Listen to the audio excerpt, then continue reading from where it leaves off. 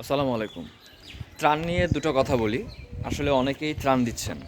হ্যাঁ, স্বাভাবিক। ত্রাণ যেহেতু দিচ্ছেন, আমি ৩ দিন ফেনী, লালপোলের এখানে ছিলাম।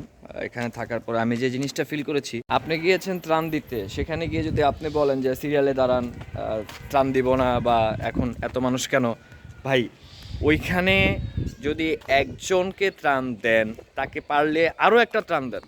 কারণ তারা ওইখানে এই জিনিসপত্র নিয়ে ওয়েস্ট বা এই জিনিসপত্র নষ্ট বা এই জিনিসপত্র নিয়ে ব্যবসা করা, যে তুমি এটা নাও, নিলে আমাকে এত টাকা দাও, এরকম কিছুই তারা করবে না। আমি পারতপক্ষে পার্সোনালি বলছি, আমি ওখানে 3 দিন আটকা ছিলাম। যারা ত্রাণ দিতে যাচ্ছে তারা হয়তো বা সকালে যায়, রাত্রেবেলা চলে আসে। তো তারা সেই কষ্টটা কি বুঝবে?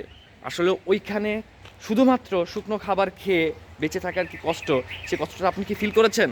আপনি দেখেন, আপনি ওখানে 3 দিন থাকেন, 3 দিন থাকার পরে ভারী খাবার না খেয়ে আপনি শুধুমাত্র বিস্কিট বা যেগুলো রয়েছে হালকা খাবার, সেগুলো খেয়ে দেখেন যে আপনার কতটুকু কষ্ট লাগে। তখন আপনি বুঝতে পারবেন।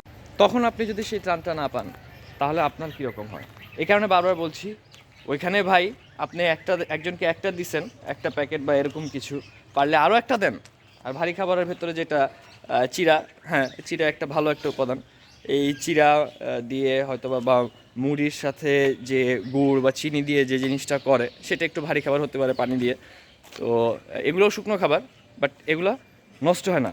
তাই বারবার আপনাদেরকে আমি এটা বললাম যে যদি পারেন, কেউ ত্রাণ দিতে গেলে যদি আপনারা একটা ত্রাণ দেন, কেউ যদি চায় তাহলে তাকে দুটো দেন।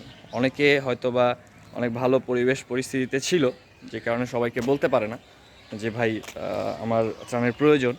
সেক্ষেত্রে আপনারা চক্ষু লজ্জা তাদেরকে দিবেন না। আর ছবি ভিডিও, হ্যাঁ, যেটা যদি না করলেই নয় সেটা আপনারা করছেন, ফাইন। বাট এটার ফলে আপনি যে একটা ভিডিও পোস্ট করবেন অমুক লোকের, সেটা আসলে করতে যান না। অবশ্যই আপনার যতটুকু না করলে নয় ততটুকু আপনারা করবেন। আর টোটাল ডিটেলসটা আপনাদের কাছে তো থাকবেই। ধন্যবাদ। এতটুকু বলেই আমি আমার ভিডিওটা শেষ করছি। আসসালামু আলাইকুম।